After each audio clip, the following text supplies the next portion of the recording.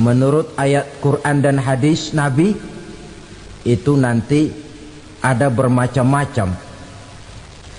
Ada orang beriman itu yang dimasukkan surga. Ada orang beriman itu yang dimasukkan ke dalam surga. Ada orang beriman itu yang disebut penduduk surga. Kenapa lain-lain, Pak? Karena waktu di dunia amalannya juga lain-lain. Ada orang beriman yang masuk surga. Ini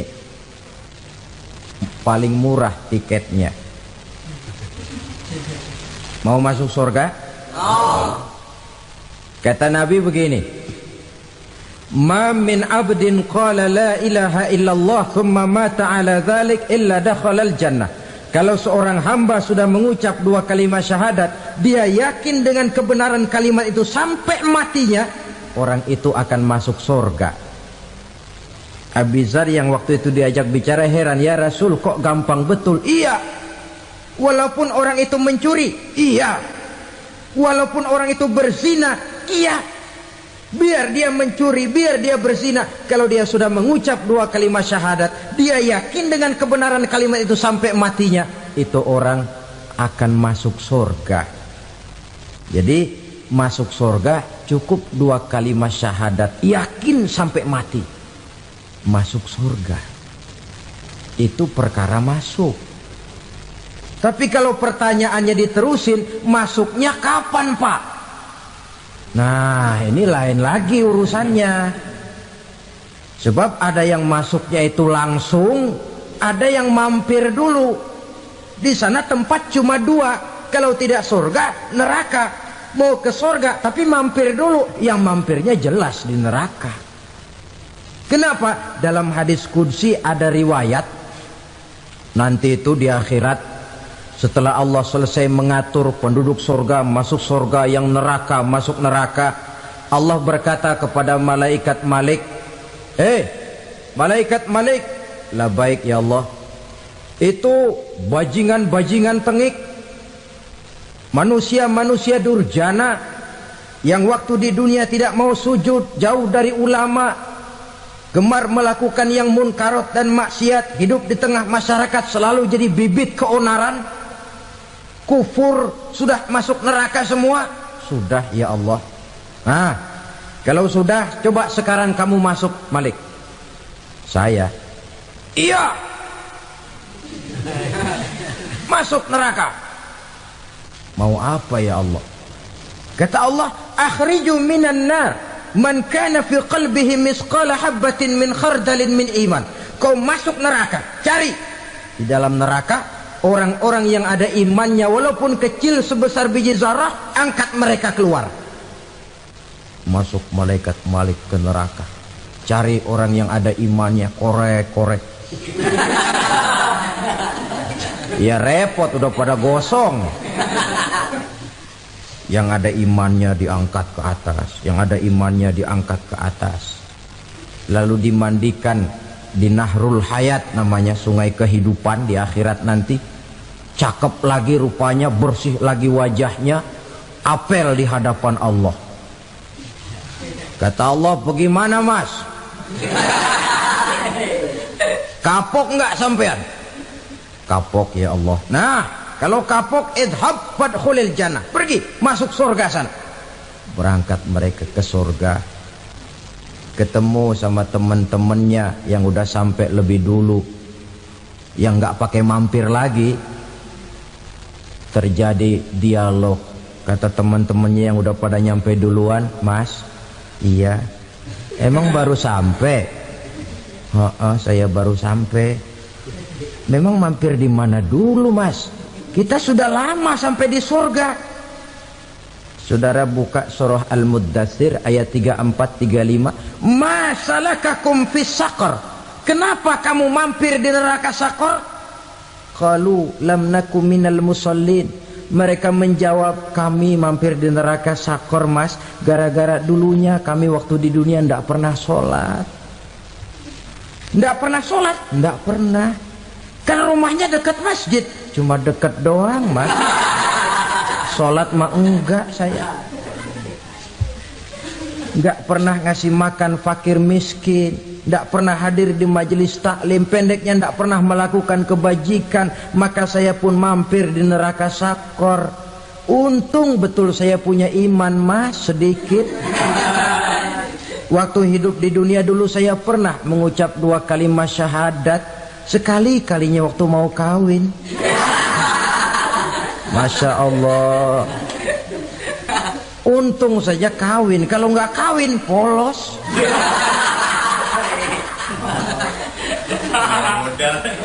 Itu juga pengulu sudah setengah mati ngajarin. Asyhadu alla, asyaduaan, asyaduaan.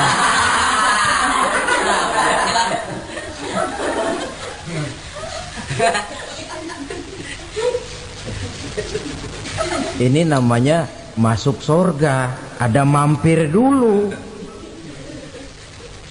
Ada pula orang mukmin itu yang dimasukkan surga. Namanya dimasukkan kan terima beres.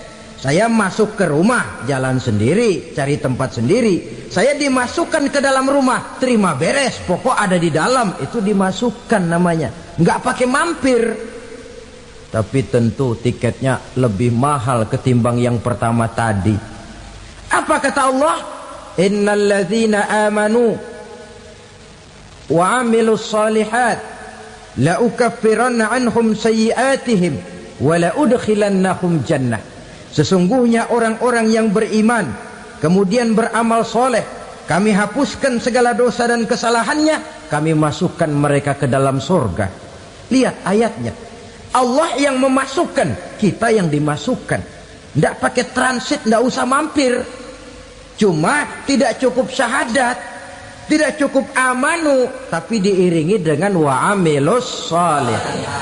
Iman, amal.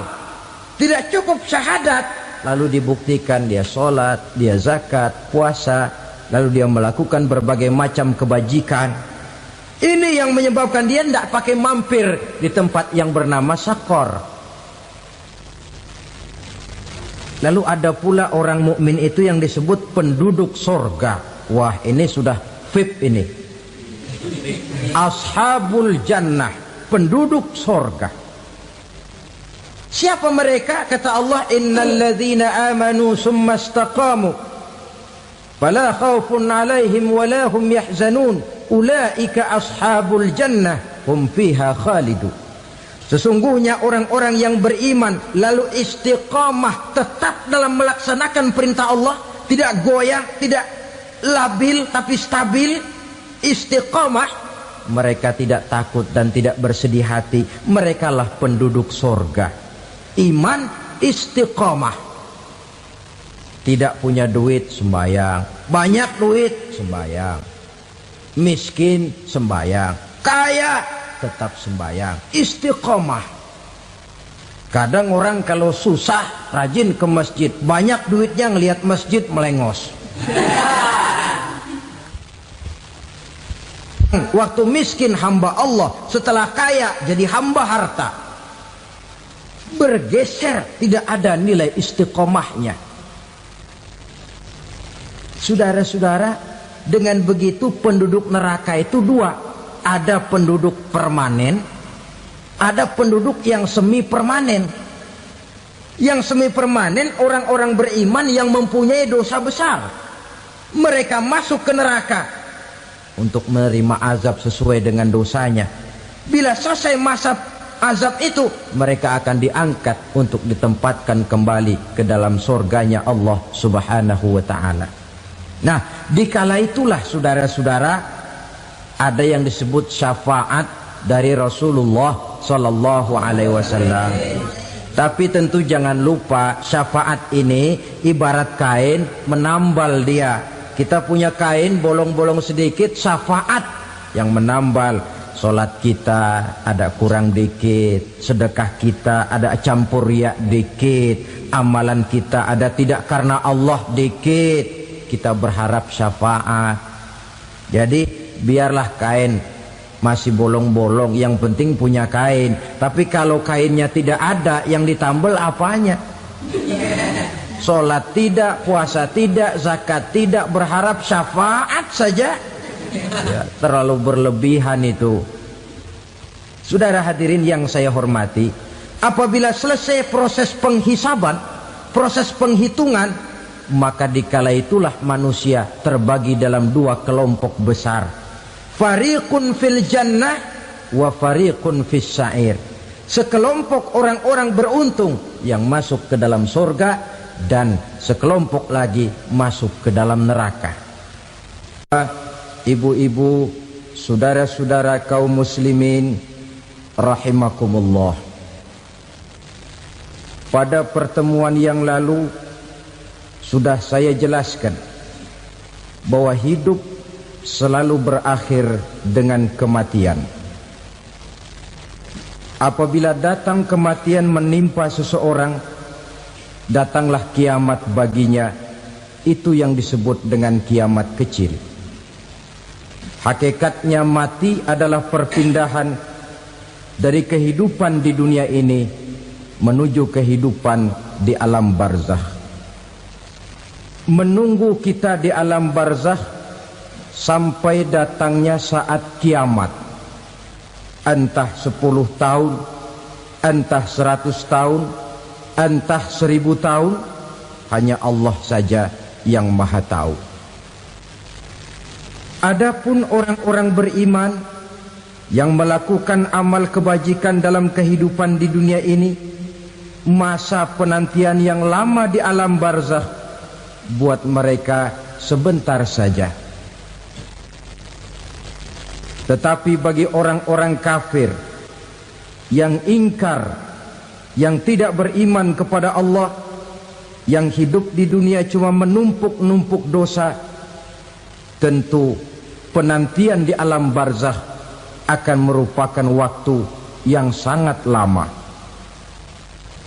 Bukankah dalam kehidupan kita waktu itu memang relatif? Contoh misalnya, bagi pemuda-pemudi yang sedang duduk asyik memadu cinta, waktu 4-5 jam saja rasanya cuma 4-5 menit. Tenggelam oleh keasikan. Tapi buat orang yang berbaring di rumah sakit, meratap di balik-balik apa itu tembok derita kata lagu, di balik dinding-dinding penjara, sehari bagai seminggu, seminggu rasa sebulan, sebulan boleh jadi rasa setahun. Penantian yang sangat lama. Kapan kiamat itu akan datang? Ini rahasia Allah. Jangankan kita yang orang awam, baginda Nabi sendiri tidak diberitahu oleh Allah kapan kiamat itu akan terjadi. Tetapi sungguh pun demikian, banyak hadis-hadis yang menjelaskan ciri atau tanda-tanda datangnya kiamat. Nah, kalau sudah bicara soal tanda, tanda kiamat itu ada dua. Pertama yang disebut alamatus sughra, tanda-tanda kecil. Ini waktunya masih ada tenggang. Ada yang dinamakan alamatul kubra, tanda-tanda besar. Artinya kiamat sudah diambang pintu. Apa tanda-tanda kecil dari datangnya hari kiamat itu? Misalnya kata Nabi, apabila ilmu sudah diangkat oleh Allah, artinya apabila ulama sudah banyak wafat, minat orang belajar agama berkurang, lalu kebodohan nampak merajalela di mana-mana, zina dikerjakan secara terbuka, minuman-minuman keras jadi kebanggaan, itu termasuk di antara tanda-tanda kecil terjadinya hari kiamat. Apalagi misalnya iza waladatil ammatu rabbataha, apabila budak sudah melahirkan tuan. Apa maksudnya? Ada yang mentafsirkan apabila anak sudah bisa membudaki orang tuanya. Orang tua yang melahirkan dia, yang membesarkan dia, demi setelah si anak besar jadi orang berpangkat, bertitel, berharta, berkedudukan, jadilah orang tua itu budaknya. Sehingga sering dibilang kalau orang tua kaya, anak jadi raja. Tapi kalau anak yang kaya, orang tua sering jadi budak. Apalagi munculnya fitnah yang bergelombang, timbul perang antara dua bangsa yang besar, waktu berjalan terasa sangat pendek sekali. Itu merupakan tanda di antara tanda-tanda kiamat. Termasuk di dalamnya sulit membedakan mana laki, mana perempuan. Kan kalau tanda-tanda kayak begini sekarang sudah banyak kita lihat kan? Ulama banyak wafat, penggantinya sulit. Zina dikerjakan berterang-terangan, minuman keras jadi kebanggaan, banyak anak membudaki orang tuanya, sulit membedakan mana laki mana perempuan. Kadang-kadang dari belakang kita lihat perempuan bener, begitu kita colek nengok jenggotan.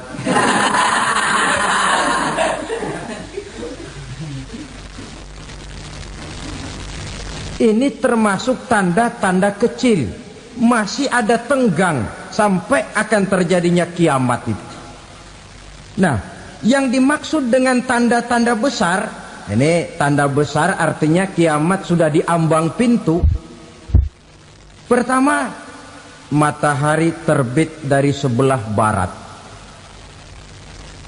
Apabila matahari sudah terbit dari arah sebelah barat, tertutuplah sudah pintu taubat. Bersabda Nabi kita, la taqumus sa'atu hatta tatlu'a syamsu min maghribiha. Tidak akan datang hari kiamat sampai matahari terbit dari arah sebelah barat. Fa iza tala'at, manakala matahari telah terbit dari arah sebelah barat, wara'ahan nasu, manusia banyak menyaksikan itu, amanu ajma'un, mereka pun lalu beriman. Yang tadinya kafir, yang tadinya ingkar, yang tadinya membangkang, setelah melihat matahari terbit dari sebelah barat, buru-buru beriman, berlomba-lomba mengucap dua kalimat syahadat. Tapi apa yang terjadi? Kata Nabi, wadzalika hina la yanfa'u nafsan imanuha lam takun amanat min qabl.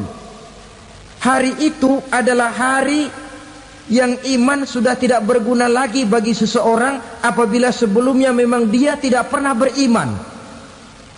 Au kasabat fi imaniha khaira, atau beriman tetapi tidak pernah melakukan kebajikan di dalam keimanannya itu. Hari yang sudah kasib, hari yang sudah terlambat, beriman tidak akan ada gunanya lagi. Ini pelajaran buat kita.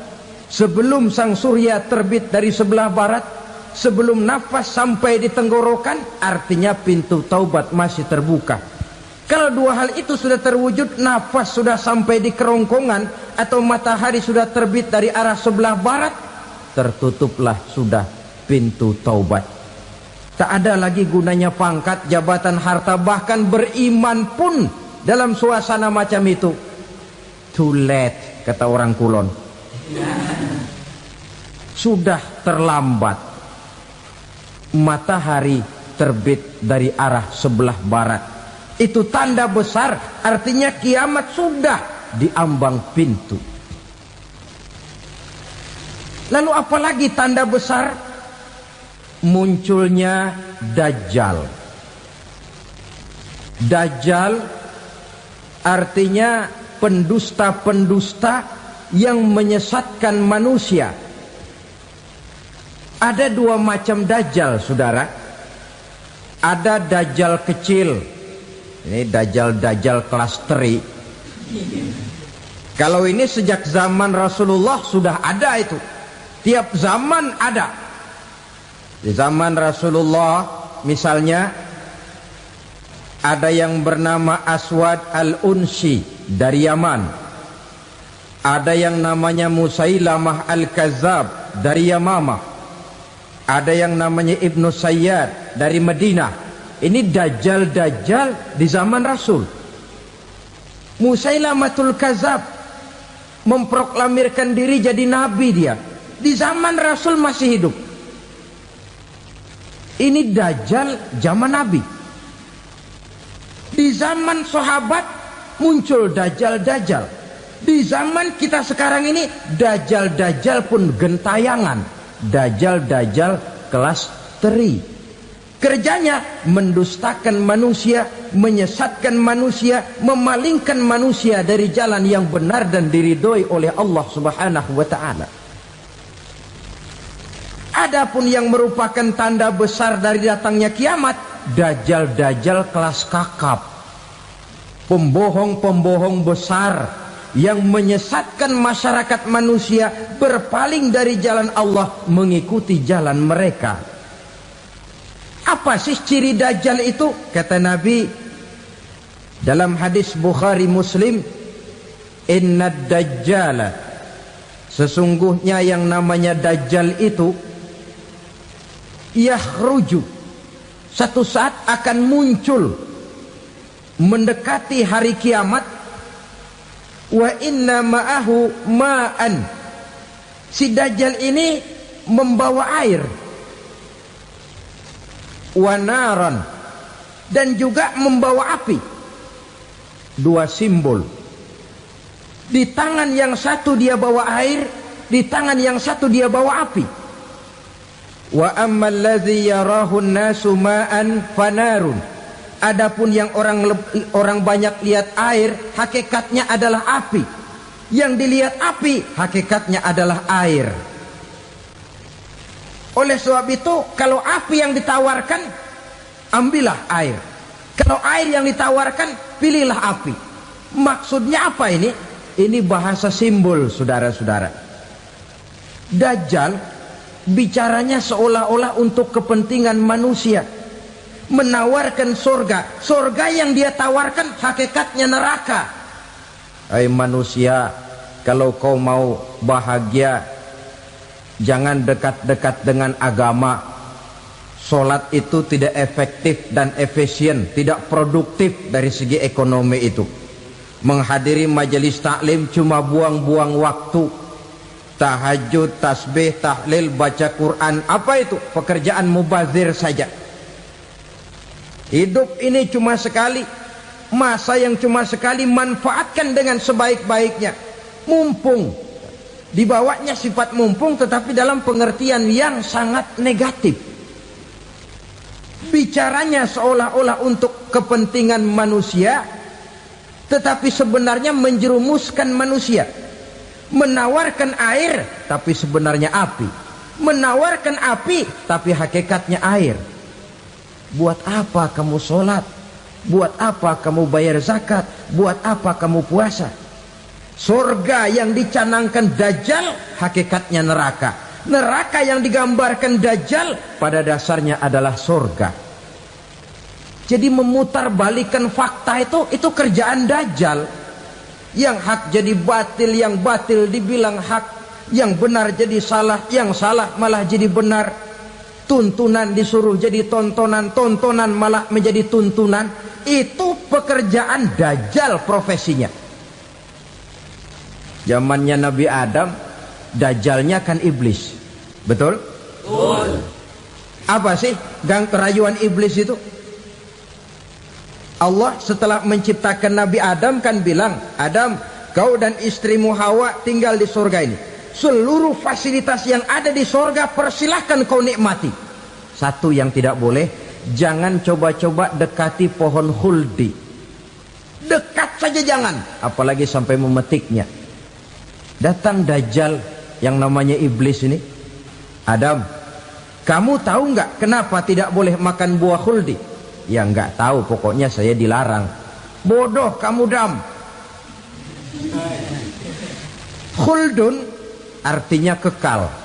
Kalau kamu makan itu buah, kau akan kekal di surga buat selamanya. Allah tidak kepengen, maka dilarang kamu makan buah khuldi. Kalau kau ingin kekal di surga Adam, makan saja. Saya bicara begini ini untuk kepentingan kamu Adam. Ini kan ciri-ciri Dajjal.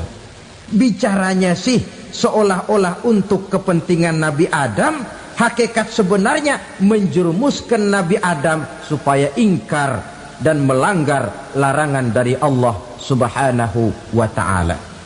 Jadi setelah muncul Dajjal, timbul kekacauan-kekacauan di masyarakat. Banyak yang terpengaruh, terpedaya dan terpesona. Termasuk mereka yang memproklamirkan diri jadi nabi, mereka yang memproklamirkan diri jadi rasul di zaman sesudah Rasulullah wafat. Itu adalah Dajjal. Maka saya ingatkan, kalau di zaman kita sekarang ini ada orang ngaku jadi nabi, ada orang ngaku jadi rasul, biar bahasa Arabnya kental, Quran hafal, hadis ribuan hadis hafal, biar pakai serban sampai menyengser ke tanah, bahasa Arabnya fasih, tapi dia mengaku jadi nabi, jadi rasul, kita umat Islam wajib tidak percaya. Wajib untuk tidak percaya. Itulah Dajjal zaman kita sekarang ini. Tidak mustahil mereka datang mempengaruhi orang awam supaya berpaling dari Rasulullah, mengikuti mereka. Nah, di akhir zaman nanti, mendekati hari kiamat, Dajjal ini muncul. Dajjal kelas kakap, menyesatkan masyarakat manusia untuk berpaling dari Islam, mengikuti seruan mereka. Apalagi di antara datangnya kiamat itu, tanda yang besar itu, turunnya Nabiullah Isa Al-Masih, putra Maryam. Menurut berbagai hadis yang sahih, Nabi Isa Al-Masih nanti akan turun lagi. Tidak membawa risalah yang baru, tapi meluruskan risalah Islam ini yang telah banyak ditinggalkan oleh masyarakat. Bahkan ada hadis menjelaskan beliau akan membunuh Nabi, mematahkan kayu-kayu salib, lalu melaksanakan haji dan umrah mengikuti syariat Nabi Muhammad, bukan membawa agama baru. Menjadi semacam mujaddid, reformer, menyelamatkan manusia dari bisikan Dajjal. Bahkan ada riwayat yang menjelaskan bahwa Nabi Isa berhasil mengalahkan Dajjal, mengembalikan masyarakat manusia kembali kepada ajaran Islam yang datang dari Allah, dibawa oleh Rasulullah Sallallahu Alaihi Wasallam. Dengan kata lain, turunnya Nabi Isa bukan sebagai Nabi dan Rasul baru, tetapi mengikuti syariat Nabi kita Muhammad Sallallahu Alaihi Wasallam. Saudara hadirin, ibu-ibu hadirat yang saya hormati, kemudian apalagi di antara tanda-tanda besar akan datangnya kiamat itu? Keluarnya asap atau awan. Kata Nabi, inna min asratis sa'ah dukhanan yamla'u ma bainal masyriqi wal maghrib. Di antara tanda-tanda kiamat, munculnya awan antara langit dan bumi. Ini pun diperkuat dalam surah Ad-Dukhan ayat 10. Fartaqib yauma ta'tis sama' bidukhanim mubin fayughshan nas hadza azabun alim. Bagi orang-orang yang beriman, mereka biasa-biasa saja. Tapi bagi orang kufur, datangnya asap dan awan ini merupakan azab yang kelewat pedih. Barangkali sedikit mendekati gambaran tentang azab yang pedih ini, saya ingatkan alam pikiran kita kepada peristiwa yang belum lama terjadi. Pernah dengar berita bocornya reaktor nuklir di Chernobyl, Uni Soviet? Pernah dengar? Nah, bocornya reaktor nuklir di Chernobyl yang mengakibatkan ratusan bahkan sangat mungkin ribuan nyawa. Cuma satu reaktor. Bagaimana kalau seluruh cadangan nuklir yang dimiliki oleh para negara adikuasa ini diledakkan? Bahkan yang konon menurut catatan cadangan nuklir yang dimiliki bersama oleh Amerika dan Rusia sekarang ini sudah sanggup memusnahkan 6 miliar manusia, 1,5 kali lebih banyak dari jumlah manusia yang nongkrong di permukaan bumi ini. Saudara-saudara hadirin yang saya hormati, lalu saat mendekati hari kiamat, apalagi tandanya setelah Nabi Isa wafat, pada saat turunnya yang kedua kali, lalu Allah meniupkan angin sejuk, semua orang-orang beriman, orang-orang baik wafat, sehingga penghuni bumi ini cuma tinggal lagi terdiri dari orang-orang kafir. Tidak ada lagi di bumi ini yang bisa mengucapkan Allah. Sehingga dalam hadis qudsi itu ada keterangan, innallaha azza wa jalla yaqulu li Israfil. Allah pernah pesan kepada malaikat Israfil, kata Allah, Israfil, idza sami'ta qailan yaqul Allah Allah fa akhirin nafakh 40 sanatan ikraman liqailiha. Hai Israfil, apabila kau dengar di permukaan bumi masih banyak orang yang mengucapkan Allah Allah, maka tunda sangkakala kiamat itu 40 tahun. Untuk apa? Ikraman liqailiha, menghormati orang yang mengucapkan Allah Allah itu. Wah, jadi karena sekarang masih banyak yang mengucapkan Allah, besar hatilah kita, masih jauh kiamat itu. Tapi jangan lupa, kiamat pribadi, kiamat kecil itu yang gak kita sangka-sangka. Ajal datang mencabut nyawa, itu kiamat pribadi, dan itu yang pasti kita hadapi, dan itu yang membuat kita tidak boleh bersikap main-main di dalam kehidupan sekarang ini. Saudara hadirin yang saya hormati, tidak ada lagi orang-orang muslim. Seluruh penduduk dunia ini kafir. Lalu terciptalah struktur sosial yang berlandaskan prinsip hidup semau gue. Bakal terjadilah prinsip di mana yang kaya menyantap yang miskin, yang kuat menindas yang lemah. Hidup sudah bagaikan di rimba belantara, berlaku hukum rimba, siapa yang kuat dia yang menang, siapa yang lemah menjadi mangsa. Timbul kekacauan, maksiat merajalela, munkarat menjadi-jadi, sehingga isi bumi ini penuh dengan segala macam perbuatan dosa. Tidak ada perlunya lagi alam diperpanjang temponya. Datang saat yang sudah dijanjikan oleh Allah Azza wa Jalla, maka terjadilah yang disebut kiamat kubra, kiamat besar, kiamat ancur-ancuran. Bagaimana kejadian ini dimulai? Dalam surah Az-Zumar ayat 68, Allah Subhanahu wa taala berfirman, wa nufikha fis suri fasa'iqa man fis samawati wa man fil ardi illa man sya'allahu. Maka manakala ditiuplah sangkakala, terkejutlah seluruh yang ada di langit dan seluruh yang ada di bumi. Bila saat kiamat datang, Allah perintah malaikat Israfil, Israfil, tiup sangkakalamu. Ditiuplah sangkakala oleh malaikat Israfil.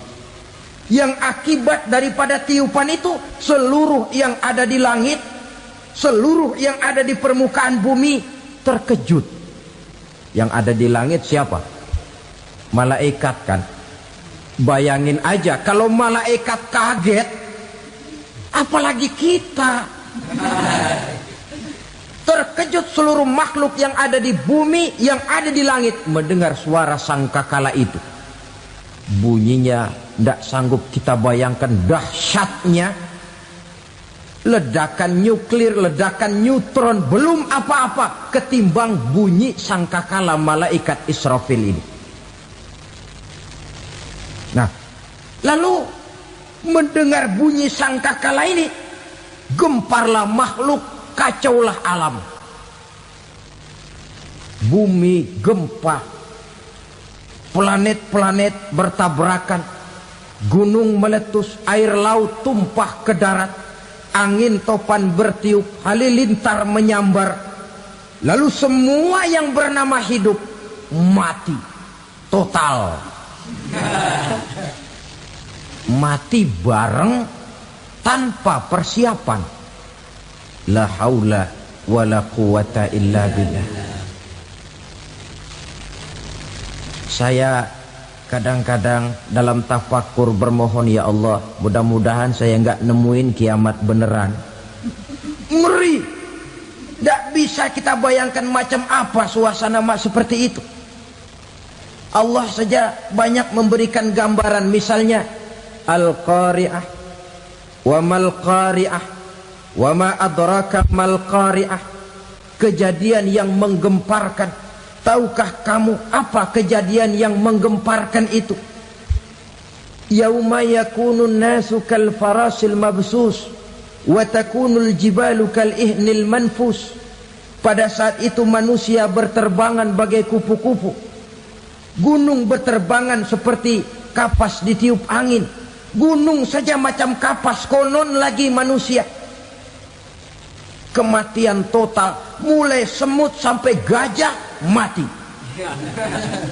jin mati, iblis mati, malaikat mati. Malaikat saja mati. Saudara hadirin yang saya hormati, kematian total yang tanpa persiapan. Orang bilang, Pak, kalau mati bareng begitu yang repot malaikat maut dong ya. Cabut sana, cabut sini. Itu kalau menurut logika kita, mestinya begitu menurut logika. Tapi logika juga yang nggak perlu serepot itu. Sebab untuk mematikan listrik di wilayah DKI, di wilayah Jakarta, nggak perlu tiap rumah didatengin, matiin, ya lama. Cukup dari kantor pusatnya saja PLN, tekan satu tombol, gelaplah seluruh Jakarta. Saudara hadirin yang saya hormati, kematian total. Lalu setelah kematian total, planet-planet juga mati, dalam arti tidak bergerak dan beredar. Angin mati, dalam arti tidak bertiup. Air mati, dalam arti tidak ada riak gelombang. Pokoknya semua mati. Kullu nafsin za'iqatul maut, semua yang bernafas mati. Dalam ayat lain, kullu man 'alaiha fan, semua yang ada di permukaan bumi fana. Yang kekal cuma Allah Subhanahu wa ta'ala. Yang paling belakang mati malaikat maut dan malaikat Israfil. Tapi mati juga sesuai dengan janji Allah. 40 lamanya. Tidak dijelaskan oleh Abi Hurairah 40 jam, apa 40 hari, apa 40 tahun. Hadis-hadis cuma menyebutkan 40 saja. Sunyi alam, yang tinggal cuma Allah saja lagi. Ketika itu Allah berseru-seru, katanya, limanil mulkul yauma, siapa para penguasa hari ini? Mana itu raja-raja dan penguasa yang dulu mengaku jadi Tuhan? Fir'aun, mana Fir'aun sekarang? Yang dulu jadi raja, merasa berhasil, sombong, lalu tidak mau turun-turun dari kekuasaannya, sampai kepada puncak kekurang ajarannya mengangkat diri jadi Tuhan. Mana itu Fir'aun? Namrus, mana sekarang Namrus? La ilaha illa ana, ternyata tidak ada Tuhan lain selain daripada aku, kata Allah. Proses kemudian, saudara-saudara, turunlah hujan dari langit. 40 lamanya hujan itu. Tidak jelas juga 40 jam apa 40 hari. Setelah air turun membasahi, datanglah tiupan sangkakala yang kedua. Semua yang bernama mati bangkit dari kuburnya masing-masing. Ini yang disebut Yaumul Ba'thi, hari kebangkitan. Allahu Akbar. Pada saat kita bangkit dari kubur kita masing-masing, kumpul di padang mahsyar namanya. Bayangin aja, saya sendiri nggak sanggup bayangin. Manusia sejak zaman Adam sampai zaman kiamat kumpul bareng di tempat sama. Berapa banyaknya itu?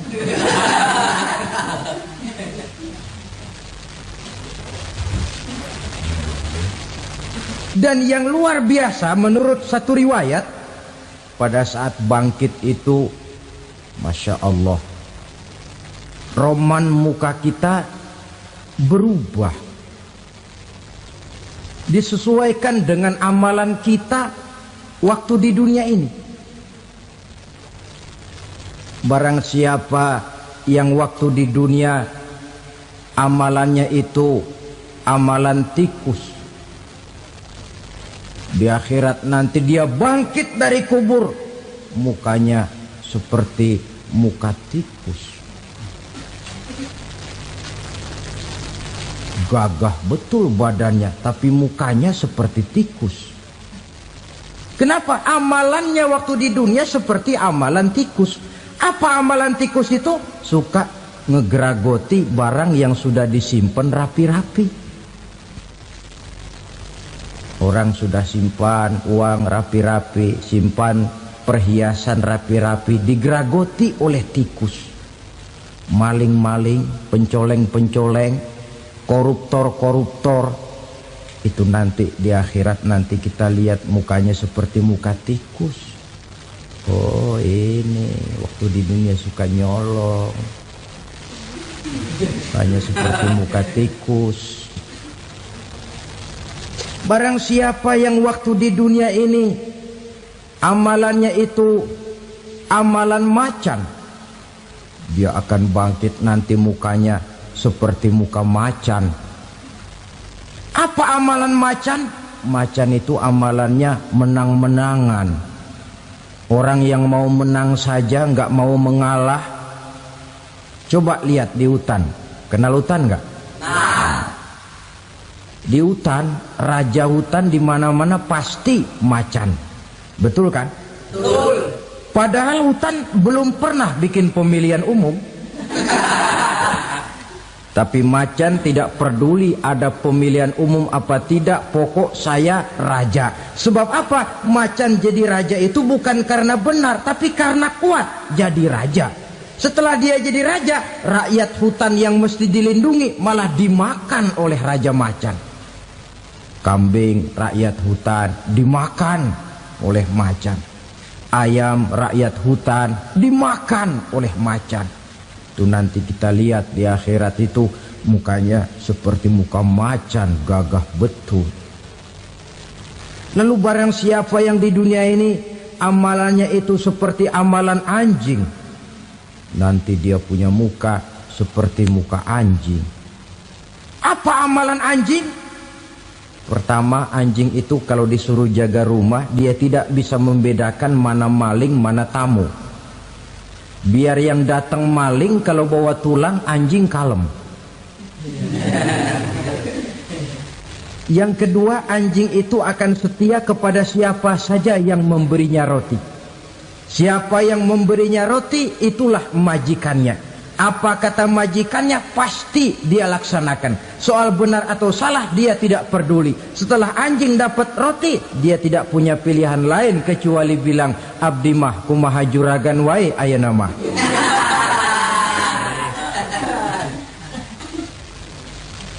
Saudara hadirin yang saya hormati,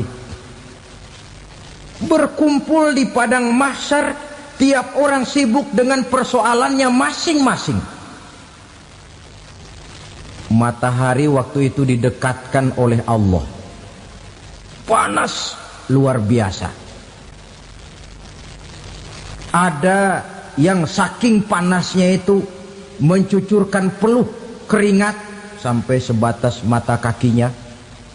Ada yang keringatnya sampai sedengkulnya, ada yang keringatnya sampai sepusatnya, ada yang keringatnya mengalir sampai sebahunya, ada yang kelelap oleh keringatnya sendiri, sementara orang di sampingnya nggak apa-apa.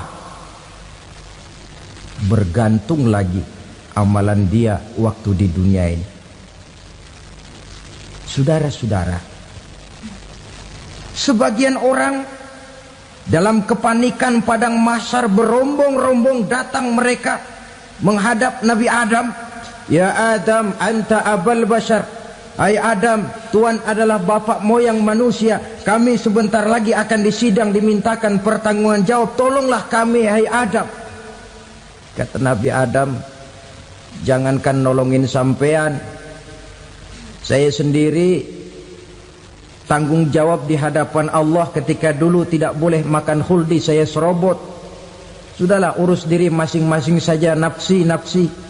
Begitu kata Nabi Nuh, begitu kata Nabi Ibrahim. Tiap orang bertanggung jawab sendiri-sendiri. Ketika itulah saudara-saudara, nikmatnya menjadi umat Nabi besar Muhammad sallallahu alaihi wasallam. Sebab apa? Walaupun menurut abjad kita ini umat paling belakang, paling belakang kita ini toh, karena Nabi Muhammad adalah Nabi akhir, tapi akan dihisap lebih dulu, lewat di atas sirat lebih dulu, masuk surga lebih dahulu ketimbang umat-umat belakangan.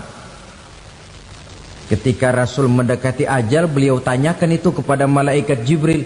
Malaikat Jibril berkata, Muhammad jangan khawatir, Allah sudah berjanji, inni haramtul jannata ala sairil anbiya hatta tadkhulaha anta, wa haramtuha ala sairil umami hatta tadkhulaha ummatuka. Surga aku haramkan buat seluruh nabi kecuali kalau engkau Muhammad sudah masuk ke dalamnya, dan surga aku haramkan buat seluruh umat kecuali kalau umatmu Muhammad sudah masuk ke dalamnya. Logikanya, walaupun menurut abjad kita umat paling belakang, bakal dihisap paling dulu, lewat di atas sirat paling dulu, masuk surga paling dulu, kalau mampir ke neraka juga paling dulu. Ya resiko. Jangan mau enaknya aja paling dulu. Saudara hadirin yang saya hormati, setelah masa kebangkitan itu jangan dikira begitu bangkit langsung diperiksa. Masih menunggu menanti ribuan tahun perhitungan padang mahsyar untuk sampai kepada proses yang disebut yaumul hisab, hari perhitungan. Seorang demi seorang bakal dipanggil. Bayangkan saja, kita se-RT saja di absen, kadang-kadang perlu waktu lama. Ini manusia sejak zaman Nabi Adam sampai datang hari kiamat, satu demi satu disidang di hadapan Qadhi Rabbul Jalil.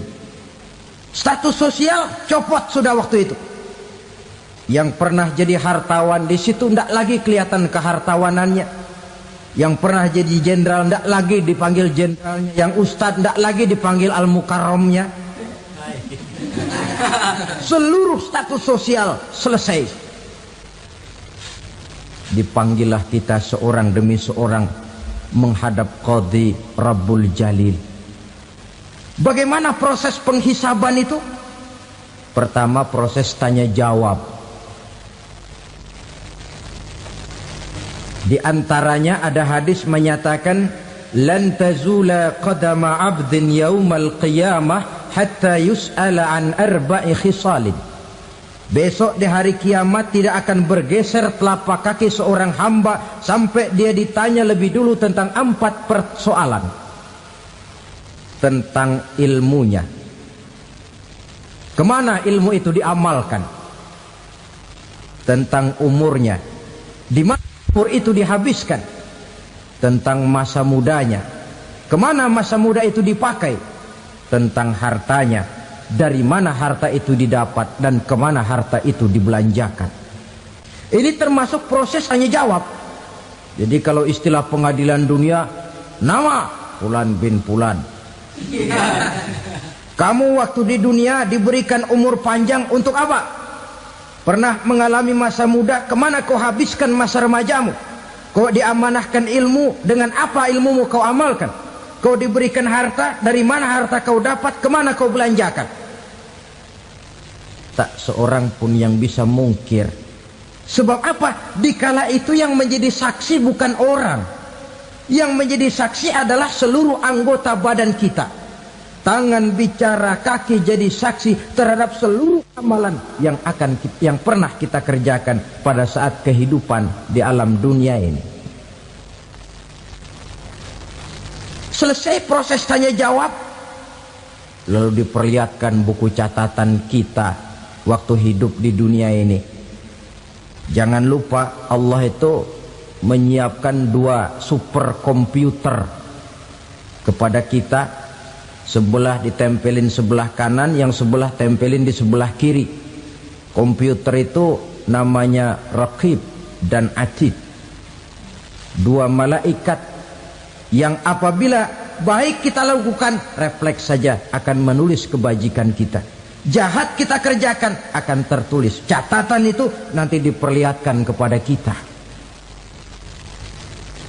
Waduh, alangkah malunya pada saat diperlihatkan catatan kita, buku rapot kita merah melulu.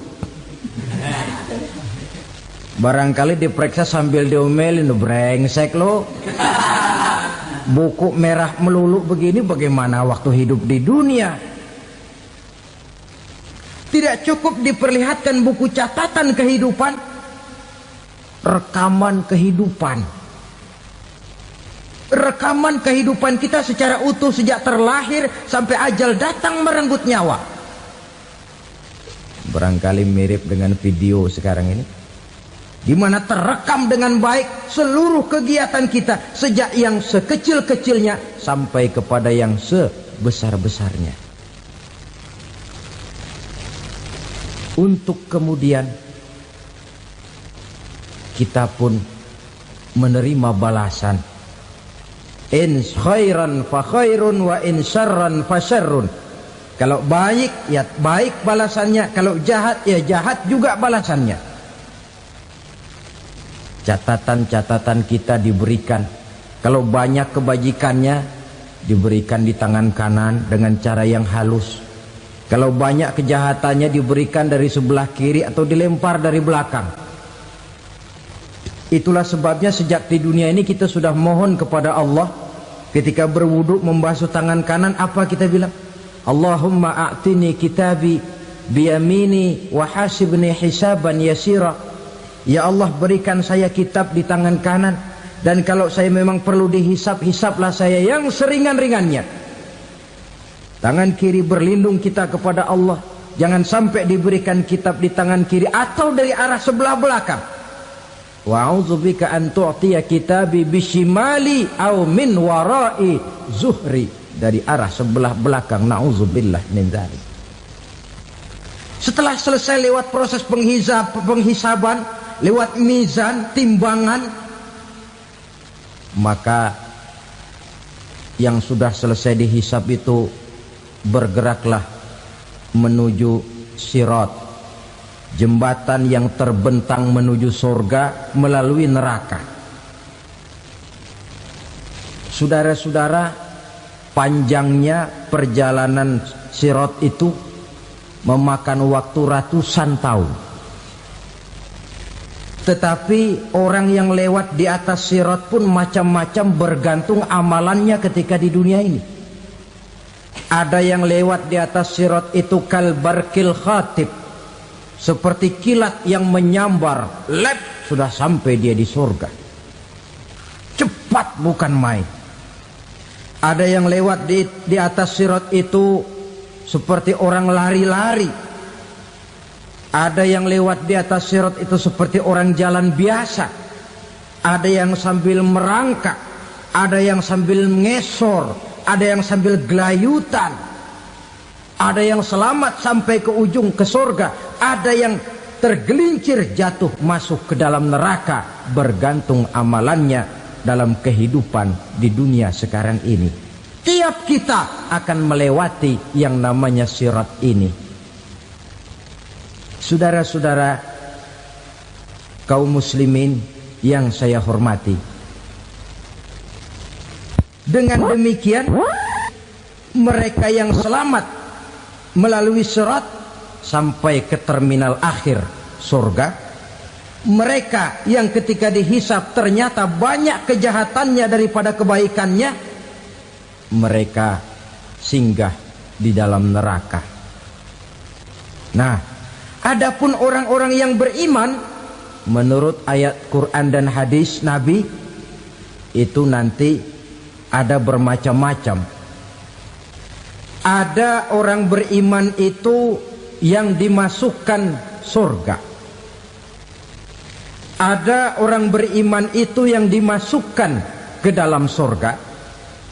Ada orang beriman itu yang disebut penduduk surga. Kenapa lain-lain, Pak? Karena waktu di dunia amalannya juga lain-lain.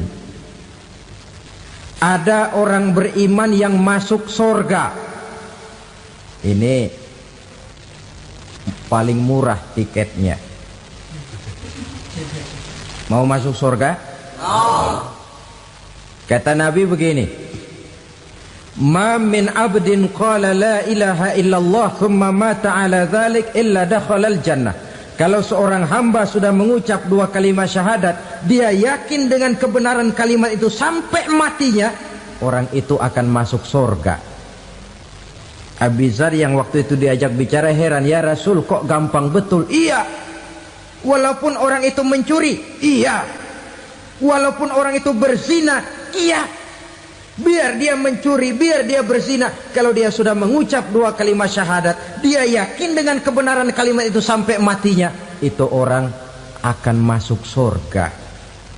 Jadi masuk surga cukup dua kalimat syahadat, yakin sampai mati, masuk surga. Itu perkara masuk.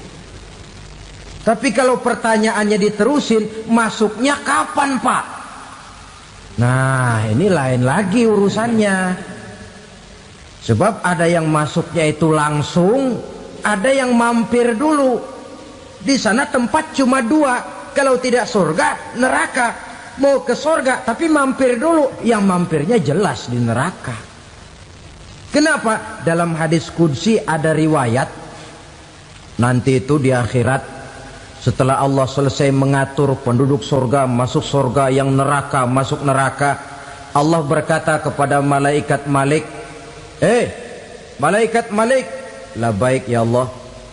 Itu bajingan-bajingan tengik, manusia-manusia durjana yang waktu di dunia tidak mau sujud, jauh dari ulama, gemar melakukan yang munkarat dan maksiat, hidup di tengah masyarakat selalu jadi bibit keonaran, kufur, sudah masuk neraka semua. Sudah ya Allah. Nah, kalau sudah, coba sekarang kamu masuk, Malik. Saya, iya, masuk neraka. Mau apa ya Allah? Kata Allah, akhriju minan nar man kana fi qalbihi misqala habbatin min khardalin min iman.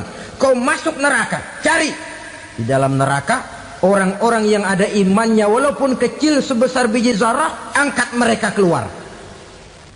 Masuk malaikat Malik ke neraka, cari orang yang ada imannya, korek-korek. Ya repot, udah pada gosong. Yang ada imannya diangkat ke atas, yang ada imannya diangkat ke atas, lalu dimandikan di Nahrul Hayat, namanya sungai kehidupan di akhirat nanti. Cakep lagi rupanya, bersih lagi wajahnya, apel di hadapan Allah. Kata Allah, bagaimana mas? Kapok nggak sampean? Kapok ya Allah. Nah, kalau kapok, idhab fadkhulil jannah, pergi masuk surga sana. Berangkat mereka ke surga. ketemu sama teman-temannya yang udah sampai lebih dulu, yang nggak pakai mampir lagi. Terjadi dialog. Kata teman-temannya yang udah pada nyampe duluan, Mas, iya, emang baru sampai? Saya baru sampai. Memang mampir di mana dulu, Mas? Kita sudah lama sampai di surga. Saudara buka surah Al-Muddatsir ayat 34-35. Ma salakakum fis saqar? Kenapa kamu mampir di neraka Saqar? Qalu lam naku minal musallin. Mereka menjawab, kami mampir di neraka Saqar, Mas, gara-gara dulunya kami waktu di dunia ndak pernah sholat. Ndak pernah sholat? Ndak pernah. Kan rumahnya dekat masjid, cuma dekat doang, Mas. Sholat mah enggak saya. Enggak pernah ngasih makan fakir miskin, enggak pernah hadir di majelis taklim, pendeknya enggak pernah melakukan kebajikan, maka saya pun mampir di neraka Saqar. Untung betul saya punya iman, Mas, sedikit. Waktu hidup di dunia dulu saya pernah